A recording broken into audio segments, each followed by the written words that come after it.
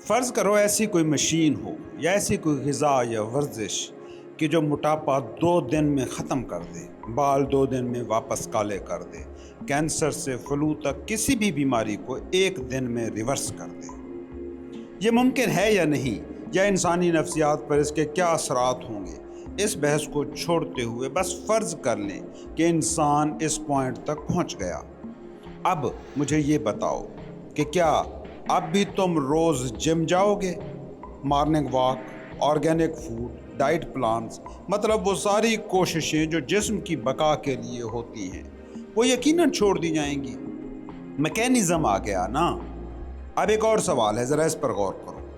جسمانی طور پر فرض کریں یہ سب ہو گیا، مائنڈ تمہارے کے کام کرنے کے طریقے وہی رہے جو ہیں، تو کیا زندگی کے تمہارے تجربے پر کوئی فرق پڑے گا؟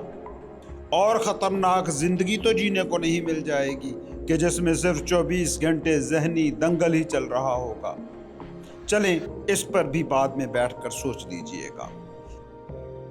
اس وقت مجھے یہ بتائیں کہ اگر مائنڈ کو بھی اس طرح ٹرین کرنے کا انسان انتظام کر لے کہ اس کے کنٹرول میں ہونے کی بجائے اس کو کنٹرول کرنے والا بن جائے، کیا اب کوئی فرق پڑے گا؟ بالکل ٹھیک سمجھے آپ، جیتے جی ہی جنت میں ہوں گے آپ۔ اب ایک اور فرض کرو، جسم کے حوالے سے آپ اس مقام تک نہ پہنچ سکیں، لیکن مائنڈ کی سطح پر اگر یہ مقام آپ حاصل کر لیں تو جسم کی انہی حدوں، انہی مجبوریوں کے ساتھ بھی آپ کی زندگی کا تجربہ کیا خوشگوار نہیں ہوگا؟ یقیناً ہوگا، کیونکہ آپ کو مرنا نہ ہو، بیماری نہ ہو اور مائنڈ یہی ہو تو سارا دن سوائے خودکشی کی اسکیموں کے آپ کچھ اور سوچیں گے ہی نہیں۔ کوئی حرکت ہوگی نہ کوئی موٹیویشن ہوگی، نہ اس طرح کی زندگی ہوگی جس طرح تم نے جی ہے۔ اب ذرا غور سے میری بات سنو۔ جسم اور مادی حالات کے بدلے بنا اگر تمہارے ذہن کی کیمسٹری اور تمہارا اپنے ذہن کے ساتھ تعلق بدل جائے تو ایکچولی میں سب کچھ بدل گیا، تمہارے سارے مسئلے حل ہو گئے۔ کیا ایسا نہیں ہے؟ بیٹھ کے کسی بھی اینگل سے، سائنس سے، فلسفے سے اس بات کا جائزہ لے لیں، یہ بات آپ کو درست لگے گی۔ اب اگلی بات کی طرف بڑھتے ہیں۔ موت پر قابو انسان پا لے، کسی بھی بیماری کو پیدا ہونے سے پہلے مٹا دے، ایجنگ کو روک لے، یہ ابھی تک کہ ہماری کامن سینس کے مطابق ممکن نہیں ہے، اور فرض کرو ہے بھی تو اگلی کوئی 20 نسلوں تک تو کم سے کم ممکن نہیں ہے۔ سو آپ کے کام کی وہ چیز ہے نہیں۔ لیکن and this is a big لیکن، دوسرا آپشن ہر وقت آپ کے پاس ہے، آج تک کے ہر انسان کے پاس رہا ہے، اور آخری انسان تک یہ آپشن آپ کے پاس موجود ہے۔ مائنڈ پیور کیا جا سکتا ہے، اس کی ٹریننگ کی جا سکتی ہے، اس کی تہذیب ہو سکتی ہے، اور وہ ساری چیزیں ریورس ہو سکتی ہیں جو چاہے کنڈیشننگ کے ذریعے تمہیں ملی ہیں یا تاریخ کے اندھے ادوار نے تمہارے کندھوں پر لاد دی ہیں، اور اسی کو میں کہتا ہوں تصوف۔ میں جو لفظ صوفی استعمال کرتا ہوں اس سے بس یہی مراد ہوتا ہے کہ جس کے پاس یوں ٹرینڈ مائنڈ موجود ہوتا ہے۔ اب یہ تصوف کے حوالے سے آپ کے تاریخی علم کے معیار پر پورا نہیں اتر رہی تو اس کے لیے میں معذرت خواہ ہوں۔ آج کی یہ ویڈیو اسی اسکیم کے بارے میں ہے۔ یہ ہو سکتا ہے، اور میں ایکچولی میں جو کام کر رہا ہوں وہ ہمیشہ سے اسی کے بارے میں تھا۔ اب اس کے لیے چاہے میں نے کتابوں کے ترجمے کیے یا مختلف روایتوں اور علم کی شاخوں سے دلیلیں لا کر تم لوگوں کے سامنے رکھی، تم لوگوں نے شاید نوٹس کیا ہو کہ اپنی ان ویڈیوز کے ذریعے سے میں نے کئی لوگوں کی مثالیں تو دی، مگر کسی کی عظمت کا تمہیں قائل کرنے کی کوشش میں نے کبھی نہیں کی۔ کوئی بھی کتاب جو مجھے لگی کہ تم لوگوں کے کام آ جائے گی وہ میں نے ترجمہ کر کے اپنی طرف سے کوشش کرتے ہوئے آسان انداز میں تم لوگوں کے سامنے رکھی، تاکہ جو جس بھی رستے سے رشتہ بنا سکے وہ چلے اور پہنچ جائے۔ ملحد سے لے کر مولوی تک سب کے لیے مواد موجود ہے کہ وہ اپنے اپنے نظریوں کے مطابق چلنا شروع کر دیں، اور ایک وقت آئے گا کہ یہ چیزیں جو آن لائن پڑی ہیں ان نسلوں کے کام آئیں گی جو ہمارے بعد آنے والی ہیں، وہ نسلیں کہ جو بچپن سے ہی شعور، کانشیسنس، ہستی، زندہ زندگی، art of life, quantum physics اور روحانیت کے حوالے سے لفظوں کو اور بحثوں کو سنتی اور جانتی آ رہی ہوں گی۔ اس نسل کا مگر المیہ یہ ہے کہ ان کے پاس یہ لفظ، یہ بحثیں نئی نئی ہیں، اور جس سمندر میں یہ بوندیں مل رہی ہیں وہ اتنا بڑا اور اتنی صدیوں سے چل رہا ہے کہ یہ بوندیں تھوڑی سی ہلچل تو مچاتی ہیں مگر سمندر کی اوورآل حالت وہی رہتی ہے۔ لوگ یہ ویڈیو سنتے ہوئے اچھا پیسفل، کبھی کبھی میڈیٹیٹو محسوس بھی کرتے ہوں گے، مگر پھر یہ ویڈیوز بند ہوتی ہیں اور زندگی کی زندہ سچویشنز سامنے ہوتی ہیں تو فیصلہ صدیوں سے رواں سمندر کرتا ہے، وہ چند بوندیں نہیں کہ جن کی یاد بھی نہیں رہتی۔ ہاں، ایک سکیم ہو سکتی تھی کہ کسی طرح یہ سمندر خشک ہو جائے اور جو یہ نئی بوندیں ہیں یہ ان کی جگہ لے سکیں، چاہے کچھ وقت کے لیے بھی، تو اب یہ بوندیں بہت بڑی حقیقت بن جائیں گی، کیونکہ سمندر کی جگہ نے کچھ اور طریقے سے ہونے کا تجربہ کر لیا۔ جیسے فرض کرو دو موٹے شخص ہوں، ایک نے ماضی میں ڈائٹنگ یا ڈیٹاکس کی کوئی ٹیکنیک استعمال کر کے مہینے بھر میں اپنا وزن نارمل کر رکھا ہو، اور دوسرے نے یہ تجربہ نہ کیا ہو، تو وہ شخص جس کے پاس ماضی کا تجربہ ہوگا اس کے لیے وزن میں بدلاؤ کرنا یا اسے نارمل کرنا آسان اور روٹین کی چیز ہوگی۔ جیسے کوئی کروڑ پتی لٹ جائے تو اس کے پاس وہ بلو پرنٹ ہوتا ہے کہ وہ واپس انہی رستوں پر چل کر پھر سے کروڑ پتی بن جائے، مگر پیدائشی غریب کے لیے یہ اس کے مقابلے میں زیادہ مشکل اور غیر فطری ہوتا ہے۔ کہنے کا مطلب یہ ہے کہ کچھ نسلوں بعد بہت سے میڈیٹیٹو لوگ اس زمین پر ہوں گے اور ان کی زندگی کافی ہوگی پوری انسانیت کے شعور کو بدلنے کے لیے۔ لیکن میں اور آپ چونکہ اس نسل اور تاریخ کے اس دور میں ہیں تو ہمارے لیے یہ ایک بہت بڑا چیلنج ہے، لیکن ہر چیلنج ہمیشہ ہی کسی حل کے ساتھ موجود ہوتا ہے۔ یہ جو ساری تمہید میں نے باندھی ہے، ساری تمہید کا مطلب بس اتنا سا تھا کہ تم لوگوں کو اس ریٹریٹ سینٹر کے بارے میں بتایا جائے جس کو بنانے کا ہم نے اعلان کیا تھا۔ پرانے سننے والے جانتے ہیں کہ اس ریٹریٹ سینٹر کے میں نے دو حصے بتائے تھے، ایک بیس کیمپ جو ہم نے جیسے تیسے کر کے مکمل کر لیا ہے، اور دوسرا وہ حقیقی ریٹریٹ سینٹر جہاں پر ہم وہی کام کریں گے کہ سمندر کو خشک کیا جائے اور نئی بوندوں سے زمین کا براہ راست رابطہ کرایا جائے۔ پہلے میں بتا دوں بیس کیمپ کے بارے میں۔ یہ میرے گھر کے دامن میں جو باغ ہے اسی میں بنایا گیا ہے، یہاں لوگوں سے میں انفرادی طور پر ملتا ہوں، لوگ آتے ہیں، ملتے ہیں، چلے جاتے ہیں، اور یہی اس کا مقصد بھی تھا۔ یہاں سیشن نہیں ہو سکتے، مطلب میں نے کوشش بھی کی ایسا کچھ کرنے کی، مگر جیسے وہ کہتے ہیں نا، سمندر میں اترو تو گہرائیاں کھلتی ہیں، بالکل ویسے ہی اندازہ ہو گیا کہ اس میدانی علاقے اور میری اس جگہ سے ہسٹری کی وجہ سے یہ نہ سماجی طور پر ممکن ہے، نہ انتظامی طور پر، نہ یہاں شور کنٹرول میں ہے، نہ ہی انتظام ایسا کہ لوگوں کی زیادہ تعداد کو ہینڈل کیا جا سکے اور اس طریقے سے ان کے ساتھ کام بھی کیا جا سکے جیسے میں چاہتا ہوں، اور ان کو انفرادی رہائشیں بھی دی جا سکیں، کیونکہ یہ خود ایک کمرے کی جگہ ہے۔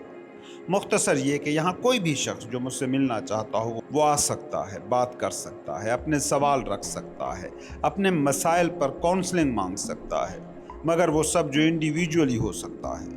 جو بھی لوگ اس سلسلے میں ملنے آنا چاہیں وہ یقیناً آ سکتے ہیں، بس مجھے واٹس اپ کر دیں اور ان چند باتوں کا خیال رکھ لیں کہ یہاں قیام کا بندوبست نہیں ہے، آنا ہوگا اور مل کر جانا ہوگا، بس اتنی سی ریسٹرکشن کے ساتھ یہ بیس کیمپ فنکشنل ہے۔ اب ہم بڑھیں گے اس منصوبے اور آئیڈیا کے اگلے حصے کی طرف۔ میں نے آج سے 3 سال پہلے ایک ویڈیو بنائی تھی، وہ ایک پرائیویٹ ویڈیو تھی جو صرف ان لوگوں کو بھیجی گئی تھی جو اس قسم کے منصوبے کو مکمل کرنے کے لیے انویسٹ کرنے کی پوزیشن میں تھے۔ 100 کے قریب لوگوں سے اس حوالے سے بات چیت ہوئی، ملاقاتیں بھی ہوئی۔ خیر کیوں نہ ہو سکا اس کی وجوہات پر غور کرنے کا کوئی فائدہ نہیں، تو بے فائدہ کام ہم کیوں کریں۔ میں پبلک ویڈیو کے ذریعے وہی آئیڈیا آپ سب لوگوں کے سامنے رکھ رہا ہوں تاکہ ہم اس دوسرے حصے کی طرف بڑھ سکیں۔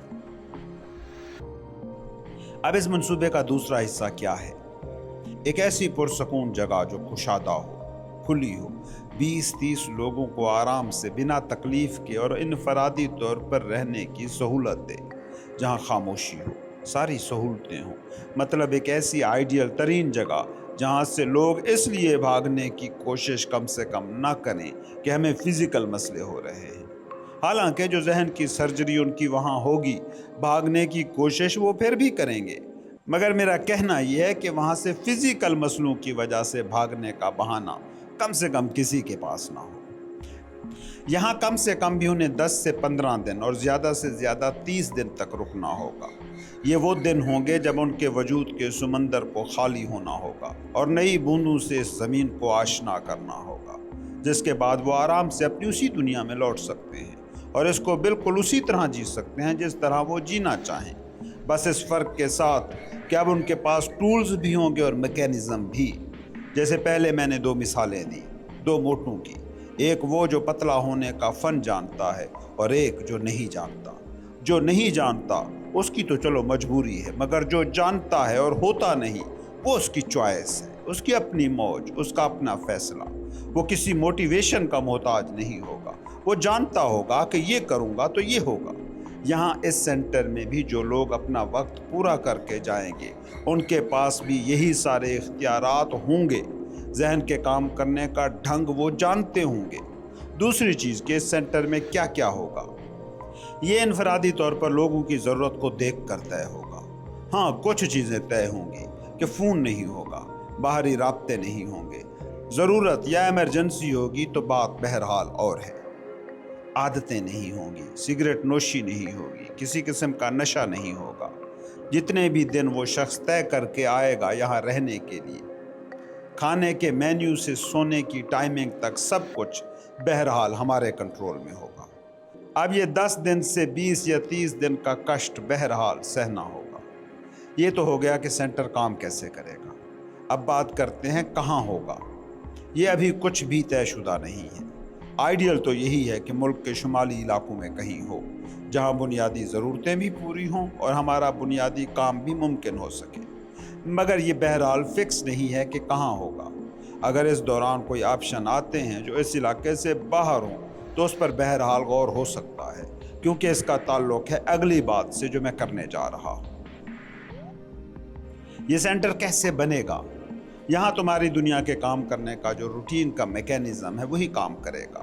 مطلب یہاں ہمیں درکار ہوں گے وہ لوگ جن کے پاس پیسے ہیں اور اس کام میں جن کی دلچسپی ہے، تو ایسے لوگ جو اس کام کو ممکن بنا سکتے ہیں ان کی ہمیں مدد چاہیے ہوگی۔ میرے وسائل اور حدود کی حد میں ہوتا تو اب تک یہ کام ہو چکا ہوتا۔ اس کا تم لوگوں کو ویسے بھی اندازہ ہے، کیونکہ مجھے بھی اپنی روزمرہ زندگی کو رواں رکھنے کے لیے یا یوٹیوب کی جو تھوڑی بہت انکم ہے اس پر انحصار کرنا پڑتا ہے، یا پھر دوستوں کی مدد پر، جس کا ذکر میں اپنی ویڈیوز میں بوقت ضرورت کرتا رہتا ہوں۔ اور میرے اور یوٹیوب کے تعلقات ٹیکنالوجی سے زیادہ آگہی نہ ہونے کی وجہ سے اکثر چوہے بلی والے ہی رہتے ہیں، کبھی چینل بند، کبھی انکم بند۔ جیسے ان دنوں بھی ہمارے ایک چینل کو چھوڑ کر باقی سارے چینل ڈی مانیٹائزڈ ہیں، اور میں ویڈیو میں اس کا ذکر کر دیتا ہوں یا پھر کچھ ایسے دوستوں کو واٹس اپ کر دیتا ہوں کہ جن کے بارے میں یقین ہوتا ہے کہ وہ اس سلسلے میں ضرور مددگار ہوں گے۔ کہنے کا مطلب یہ ہے کہ یہ چیز میرے وسائل کی حد میں ہوتی تو ایک ایسی کلاسیکل آئیڈیل جگہ بناتا کہ ایک بار وہاں آنے والے وہاں آتے ہی آدھا تو انلائٹن ہو جاتے۔ خیر، تو اس کے لیے ہمیں لوگ چاہیے جو اس کو ممکن بنا سکیں۔ ایسے لوگ ہم سے ضرور رابطہ کریں، اور یہ ضروری نہیں کہ ہم جگہ خریدیں اور کنسٹرکشن کریں۔ پہاڑی علاقوں میں کئی جگہوں پر ہم نے ایسے گھر دیکھے، فارم ہاؤس ٹائپ، ایسے الگ تھلگ ریزورٹس اور ہوٹلز دیکھے جن کو رینٹ پر لیا جا سکتا ہے۔ 1-2 گھر ایک ساتھ کرائے پر لیے جا سکتے ہیں، بس وہ جگہ پیسفل ہو، نیچرل ہو، جھیل، ندیاں، جھرنا، برفیلی پہاڑیاں، مطلب کوئی بھی ایسی جگہ جو ہمیں اس شور سے لوگوں کو کاٹنے میں مددگار ہو جو ہر طرف پھیلا ہوا ہے۔ اب مجھے پتہ نہیں کہ رینٹل جگہیں کتنی مستقل ہوتی ہیں، بہرحال وہ مستقل نہ بھی ہوں تو جب ایک دفعہ یہ سلسلہ شروع ہو جائے گا تو ہمارے ان علاقوں کے دوست اور سننے والے دوسری ایسی جگہوں کے بارے میں بھی بتاتے رہیں گے کہ ایک جگہ کی رینٹ کی مدت ختم ہو تو اگلا ریٹریٹ کیمپ ہم کسی اور جگہ کر دیں۔ بہرحال وہ کوئی بھی صورت بنے، اس میں مسئلہ نہیں، مگر جگہ کا آئیڈیل اور اس طرح کا ہونا بہرحال ہماری بنیادی ضرورت ہے۔ کچھ لوگ پہلے بھی یہ اعتراض نما بات کر چکے ہیں کہ اس طرح کی آئیڈیل جگہ اور ایسا ماحول پرانے دور کے مرشد، گرو وغیرہ تو نہیں ڈھونڈا کرتے تھے۔ ان سے پہلی تو عرض یہ ہے کہ کب ہم نے یہ کہا کہ ہم پیر یا گرو ہیں، یا ابھی بھی کون سی بات ایسی آپ کو لگی کہ جس سے یہ تاثر ابھرے؟ دیکھو، زندگی کے زندہ پن کو سمجھو۔ ہر دور، ہر ماحول، ہر سماج اپنے دائرے، اپنی حدیں، اپنے میکینزم رکھتا ہے۔ کسی خاص دور میں، ترتیب میں، تنظیم میں پھنسے رہ کر زندگی کو دیکھتے رہے تو یقین مانو زندگی نکل جائے گی، اور تم بس بیٹھ کر اپنی ایگو کا مساج کرتے رہنا کہ ہم اپنے نظریات پر اٹل رہے۔ خیر، اس طرف زیادہ توجہ نہ دیتے ہوئے بات کو آگے بڑھاتے ہیں۔ اب اگر کوئی شخص یہ سب کرتا ہے تو اس کی دو وجوہات ہو سکتی ہیں۔ ایک تو یہ کہ وہ اس آئیڈیا کو انسان کے لیے مفید مان رہا ہے اور انسانوں اور خود اپنی مدد کے لیے وہ سب کرتا ہے تو یہ سب سے بیسٹ ہے۔ دوسرا یہ ہو سکتا ہے کہ کوئی شخص کہتا ہے کہ یہ ایک بزنس پروجیکٹ ہے اور میں اس پر انویسٹ کرنا چاہتا ہوں، تو ہمیں اس پر بھی کوئی اعتراض نہیں ہوگا۔ ہاں، مگر ادارہ اندرونی طور پر کیسے کام کرے گا اس پر اس کا کوئی اختیار نہیں ہوگا۔ اس میں کیا ہوگا کیا نہیں ہوگا یہ وہ طے نہیں کر سکے گا۔ ہاں، وہ اس سلسلے میں منصوبے دے سکتا ہے کہ اگر یہ بزنس ہے تو نفع کیسے کمائے گا۔ بہرحال، اگر یہ ماڈل بھی فرض کرو چن لیا جاتا ہے تو وہ دوست جو اس طرح کے کیمپ میں آنا تو چاہتے ہیں لیکن وسائل کا مسئلہ ہے، تو ہم ایسے ڈونرز کا بھی ایک گروپ بنائیں گے جو اس سینٹر کو سب کے لیے ممکن بنائے رکھے۔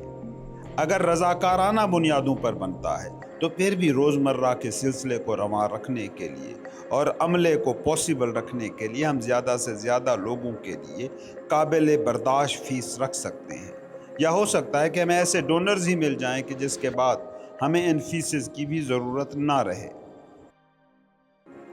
اب میرا خیال ہے کہ ایک سرسری سا ڈھانچہ آپ لوگوں کے سامنے ہے۔ میں یہ ویڈیو اپنے سب چینلوں پر اپلوڈ کر رہا ہوں، شاید کسی ایسے کان تک پہنچ جائے جو اس کو ممکن بنانے میں مددگار ثابت ہو جائے، اور یہ ویڈیو ڈیلیٹ نہیں کریں گے تب تک جب تک کہ یہ کسی ایسے شخص کو ڈھونڈ نہ لے۔ یہ ہماری زندگی کے تجربے کے معیاری یا غیر معیاری ہونے کا بنیادی معاملہ ہے۔ اس پر کوشش یقیناً ہونی چاہیے۔ ہم نہ معاشروں کو بدلنے کی کوشش کر رہے ہیں نہ باہری حالات کو۔ ہم افراد کے ساتھ کام کریں گے، اس ٹول پر کہ جس ٹول سے وہ زندگی کا تجربہ کرتے ہیں، جس ٹول سے وہ باہر کو اور باہری حالات کو، رشتوں کو اور کاروباروں کو پرکھتے ہیں اور جیتے ہیں۔ اگر وہ ٹول صاف، سیدھا اور ٹرینڈ ہو جائے تو یقیناً اس سے لوگوں کی زندگی کے تجربے میں بہتری آئے گی۔ میں کچھ دن پہلے دنیا میں اس طرح کے ریٹریٹ سینٹرز کی ویڈیوز دیکھ رہا تھا، اور ویسٹ میں کچھ ایسے آئیڈیل ریٹریٹ سینٹرز دیکھے جو کم سے کم دیکھنے کی حد تک کامل تھے، مگر وہ بنیادی طور پر بزنسز تھے۔ ہم نے بزنس نہیں کرنا ہے۔ ہاں، اس طرف بات جاتی ہے تو ہمیں اس پر کوئی اعتراض نہیں ہے، جیسے بہت سی جگہوں پر ہم ایسے سینٹر قائم کر دیں، لوگوں کو ٹرین کریں اور اس کو ایک منظم میکینزم بنا دیں۔ بہرحال، وہ بات کی بات ہے۔ تو یہ پورا تفصیلی آئیڈیا میں نے آپ لوگوں کے سامنے رکھ دیا ہے، اور آئیڈیاز کے حوالے سے سیانے لوگ کہہ گئے ہیں کہ آئیڈیا زمین پر موجود تخلیق کی پہلی بار کی تخلیق ہوتا ہے۔ ہر چیز دنیا میں دو بار ہوتی ہے، پہلے کسی ذہن کے پردے پر۔ تو یہ پکی بات ہے کہ یہ آئیڈیا زمین پر نظر آئے گا، کیونکہ اس کا پہلا حصہ ذہن پہ آ چکا ہے۔ اب یہ کب، اس کی مجھے پرواہ نہیں، میرے ہوتے یا بعد میں، اس کی بھی مجھے پرواہ نہیں۔ یاد رکھیں، زندگی ایک ایڈونچر ہے، کوئی منصوبہ نہیں۔ ایڈونچر اس لمحے کی مصروفیت کا نام ہوتا ہے۔ منصوبے ماضی اور مستقبل میں لتھڑے ہوتے ہیں۔ زندگی رقص ہے، وہی رقص جو اس خدائی لمحے موجود میں کائنات کا ذرہ ذرہ کر رہا ہے۔ ماضی اور مستقبل میں کوئی رقص ہے، نہ کہیں زندگی۔ اب سوال یہ ہے کہ کیا زندگی کو ایڈونچر کی طرح ہم جینے کی طرف جائیں گے، یا ذہنی جم میں ملوث رہتے ہوئے مصروفیت کا یہ کھیل کھیلتے رہیں گے؟ زندگی کی تیاری کو زندگی سمجھتے سمجھتے مر جائیں گے۔ ایک بات میں جانتا ہوں، تمہارا یہ دکھ سیکھا ہوا ہے، سکھ بھی سیکھا جا سکتا ہے۔ دکھ کو سیکھنے کا ایک پروسیس ہے، سکھ کو سیکھنا بھی ویسا ہی ایک پروسیس ہے۔ دکھ سکھانے کے تمہارے ادارے ہیں، جیسے گھر، جیسے سکول، جیسے دفتر، جیسے دکان، جیسے فیکٹری، جیسے حکومتیں، جیسے ریاستیں، جیسے معاشرہ۔ سکھ پیدا کرنے کے بھی ادارے بناؤ۔ ایسے ادارے نہیں ہیں تو اپنے گھر کا کوئی کمرہ الگ کر دو، سکھ گھر کہہ دو اسے، یا کچھ بھی۔ کمرہ پورا دستیاب نہیں ہے، کمرے کا کوئی کونا لیبل کر لو۔ खाना खाने की जगह को लेबल दे दो या फिर अपने ही बिस्तर को ये नाम दो और सोने से 10 मिनट पहले और जागने के 10 मिनट बाद सुख की मशक करो। जिम को, योगा को, मेडिटेशन को, नमाज को, हंसी को, किसी की मदद करने को, कुछ भी ऐसा ढूंढ लो जो तुम्हें सुख की ट्रेनिंग दे सके। खुद पर रहम करो। हर सुख को कुछ पाने से मत जोड़ो। देखो, कुछ न कुछ पाने की जुस्तजू तुम्हारे साथ हर वक्त रहेगी। तुम इस तलब से कभी आज़ाद तो नहीं हो सकोगे, होना भी नहीं चाहिए। नौकरी, प्रमोशन, चीज़ें नहीं मांगोगे तो इल्म मांगोगे, सब कुछ जान लेना मांगोगे। इससे भी बड़ी छलांग लगाई तो क्या लगाओगे? जन्नत मांगोगे, निर्वाण मांगोगे, इनलाइटनमेंट मांगोगे। सब कुछ एक ही तरीके से काम करेगा। बस अपने सुख को उससे जोड़ो मत, अपनी तकमील इन ख्वाहिशों के साथ मत जोड़ो। मैं तो कहता हूँ, जहन कह भी रहा है कि दुख है तो उसे कहते रहो। तू दुखी होगा तो होगा, तू दुखी रहना चाहता है तो रहे। लेकिन अगर तू ये सोच रहा है कि मैं भी तेरे साथ दुखी होने वाला हूँ तो सॉरी, ये ना होगा। तेरी बका तुझे दुख में लग रही है तो मेरी भी बका के कुछ रास्ते हैं, मैं तो उन पर चलूँगा। हाँ, मेरे सुख में तू सुखी है तो हूँ तेरे साथ। बाकी तुमने ये ड्रामे करने हैं तो मैं तुझे रोकूंगा नहीं, लेकिन बे मेरा तेरे साथ कोई ताल्लुक नहीं। तू फिर मेरे वजूद के घर में बस एक ऐसा नापसंदीदा मुलाजिम है कि जिससे काम तो लिया जाएगा, इज्जत नहीं की जाएगी। हिसाब किताब तो कराया जाएगा, हिस्सा नहीं दिया जाएगा। मंसूबे साजिशें तो बनवाई जाएंगी, उनसे मिलने वाली राहत से तुझे महरूम रखा जाएगा। हाँ, तू वजूद के इस घर में बिल्कुल मालकों की तरह इज्जत से भी रहने का हकदार है, अगर तुझे मेरे सुख को भंग करने का शौक नहीं है। मैंने फैसला कर लिया है कि सुख जीऊंगा, बीमारी में भी, गुर्बत में भी, सेहत में भी, अमारत में भी। देख, तेरा अगर होने का ढंग दुख है तो सुख मेरे वजूद का मुतालबा है, मेरे जिस्म का मुतालबा है, मेरी हस्ती की तड़पती ख्वाहिश है। अगर तुझे मेरी इस धड़कती तड़पती ख्वाहिश से कोई सरोकार नहीं तो मुझे तुम्हारी ज़रूरतों की एक टके की भी परवाह नहीं। याद रख, एक तेरी ख्वाहिश है और एक मेरी ख्वाहिश है। अगर तूने वो किया जो मेरी ख्वाहिश है तो मैं भी इसका ख्याल रखूँगा जो तेरी ख्वाहिश है। और अगर तुझे मेरी ख्वाहिश की परवाह नहीं है तो फिर मैं तुम्हें दौड़ाऊँगा तो बहुत, लेकिन आखिर में होगा वही जो मेरी ख्वाहिश है। अब तू देख ले, तूने कैसे रहना है, कैसे जीना है। एक घर में रहना है और सबसे बिगाड़ के रखनी है और हर वक्त तड़पते हुए जीना है, तो ये तेरा फैसला है, मगर मेरा फिर तुमसे कोई ताल्लुक नहीं। बट ये तू जान ले कि वजूद का ये घर है मेरा, तख्लीक तू मेरी है, मुलाजिम तू मेरा रखा हुआ है। मेरे वजूद पर तेरी मिल्कियत कभी साबित हो नहीं सकेगी। धोखा तुझे होगा मिल्कियत का, मगर मिल्कियत कभी होगी नहीं। बस इतना ही है कि मालिक घर में ना हो तो गली के नशेई भी घर को नशा घर बना लेते हैं, मगर जिस वक्त मालिक लौटता है भागना पड़ता है। तूने अब कब्जा घर बनकर रहना है या पार्टनर बनकर, फैसला तेरा, जो तू चाहे। देखो, रूहानियत को आसमानी चीज़ कहना और समझना छोड़ दो। खुद से बाहर अल्टीमेट रियलिटी को ढूंढना छोड़ दो। ये ताकतवर होने, अमीर होने, मशहूर होने से भी बड़ा ट्रैप है। इसमें फंस गए तो तुम फंस गए। मौत के बिस्तर तक ना सुकून मिलेगा, ना शांति, ना ही वो जिसे तुम इनलाइटनमेंट कहते हो। समझ, बस अपने ही जहन से दुरुस्त बातें करने का नाम है। देखो, बात को समझो, जिस्म के किस हिस्से को तवज्जो की ज़रूरत होती है? वही ना जो बीमार हो।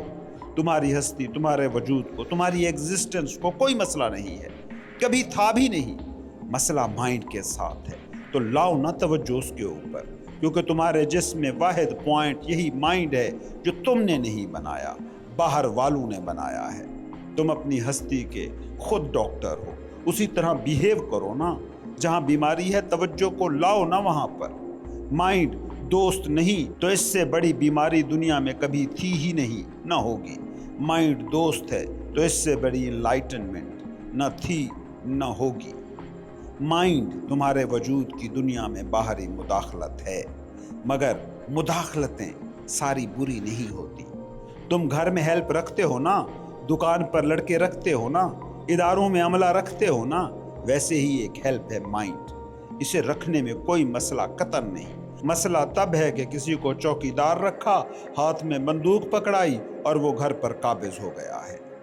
مائنڈ ہمیشہ باہر ہی ہے، مداخلت ہے، مگر دشمن نہیں ہے۔